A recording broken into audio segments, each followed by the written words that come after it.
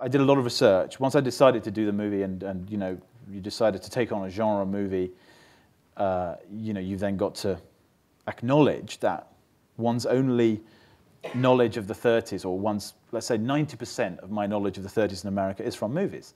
It's not, you know, I didn't live in the 30s and there's very little picture reference readily available. So, you know, really you think you know the 30s, but really you don't. You just know movie makers' versions of the 30s. And you could say that a movie like Scarface or Public Enemy, well, you know, you can see the real Chicago of the time, but you know, do you think that in 50 years' time someone's going to look at a movie like Notting Hill and go, well, that's what Notting Hill was like in England in the 90s? You know, you're still looking through the prism of a particular filmmaker's vision of that city or that period.